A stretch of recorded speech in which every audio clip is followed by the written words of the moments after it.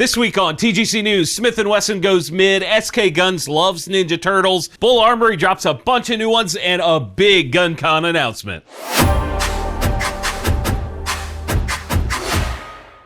Welcome back to another episode of the Gun Collective News. I'm John, and they don't think it'd be like it is, but it do. How's about some gun news? We'll start this week off with background check numbers from February.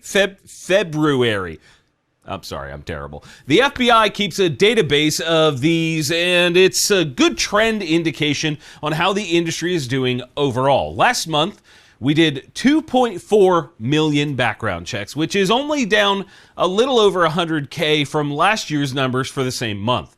We're still trending down from previous years and the insanity that was COVID consumerism, but it's nice to see a slight uptick from January's 2.2 million. Also in industry news is Black Hills Ammo.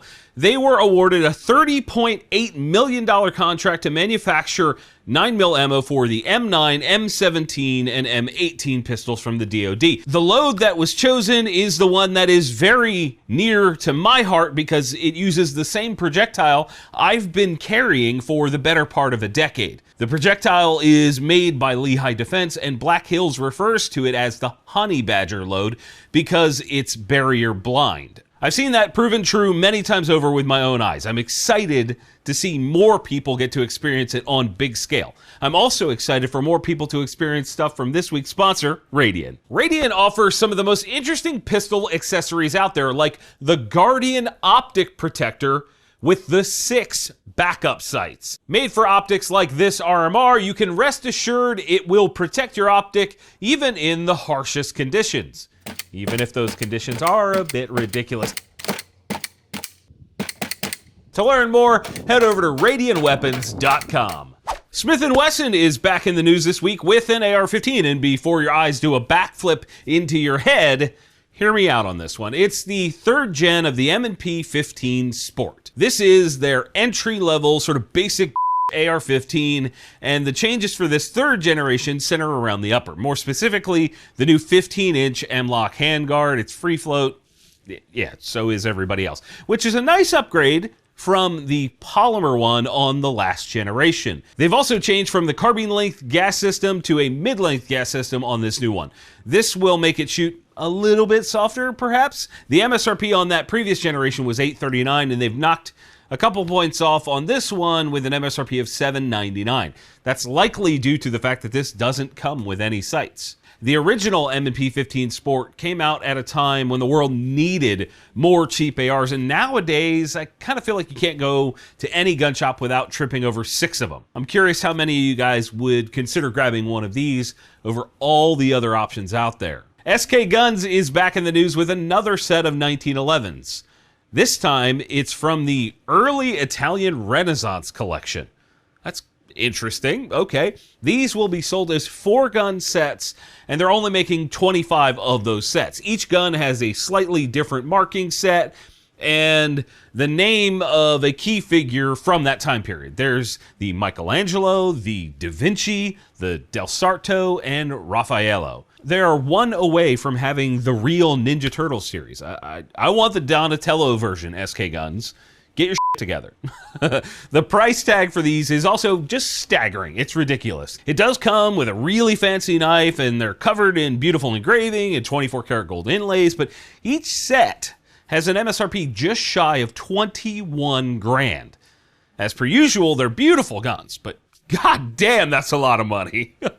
How's about a deal of the week to make you feel a little bit better after hearing that? In the description, there is a link for you to grab a Crimson Trace Light/Laser for up to 24% off. They have red or green versions you can pick. I know folks are always looking for affordable lights. These are 400 lumens. Link below. Saving money always makes me feel better after hearing about a $21,000 set of guns.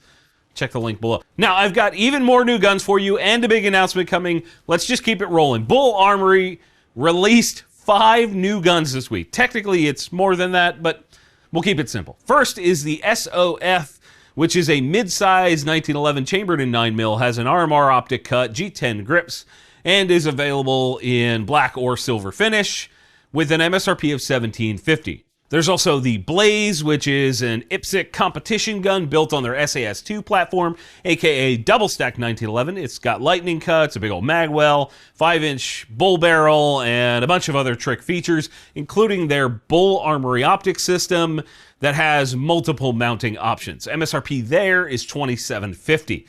Then we have the Ultralight and Ultralight Pro. Again, double stack 1911/SAS2 platform. This one is a 3 1/4 inch barrel, 16 round mags, that Bull Armory optic micro mounting system setup, which means it's like Holosun K mount, RMSC. It also has a small magwell. MSRP is $1,750 for the regular and $1,950 for the Pro, which adds a V6 port job to the barrel.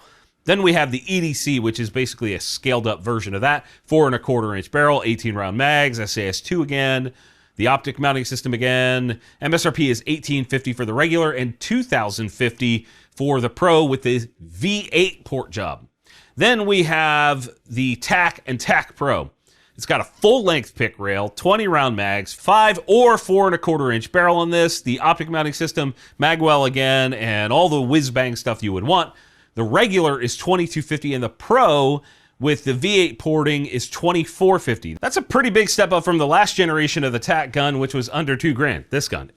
However, the last gen TAC 5 that we reviewed is easily one of my favorite handguns ever and is effing fantastic, so maybe that price increase is justified? I don't know, the world sucks right now, pricing sucks on everything. I'm sure you guys will have opinions on it down in the comments. And while you're typing those out, I'm going to make an announcement about Guncon tickets. Before I do that, I'm going to rattle off a bunch of the brands that will be there this year. Get ready because, oh my gosh. Obviously, Brownells is a huge part of it, returning as this year's title sponsor, rocking the BOP shirt in honor of that. But we've got a ton more. Bull Armory is going to be there. And I hear they're releasing a new gun at the event. I'm sure other new products will be there. Then we've got Aero Precision, Align Tactical, and M2 Mags, Caldwell, Cloud Defensive, Crimson Trace, Daniel Defense, Frankfurt Arsenal, Gideon Optics, Century Arms, Canic, High Point, HK, IRA USA, KDG, Matador Arms, Powder River Precision, Radian, Stag Arms, Stern Defense, Stuff and Things, Volkortsen, Walther, Wilson Combat, YHM, LMT, Samson Manufacturing, Victor, DS Arms, Manus X, X-Tech Tactical, KCI, First Form, Rugged Outdoors, Lockdown, MGS, Neomag, Tandem Cross, and there are still more signing up to be a part of things this year. That is a lineup and a half. It's going to be amazing. We also have over 140 content creators and VIPs for you guys to come meet and hang out with, including some of the top gun tubers around. The most important thing for you guys right now, though, is that tickets. This is the official. A lot of you guys have been like, when are tickets going on sale? March 26th at 6 p.m. Eastern. T-shirts and food will be included in the price this year. And tickets are very limited. They sold out last year, and I suspect the same thing will happen again. So mark your calendars. March 26th at 6 p.m. Eastern at guncon.net.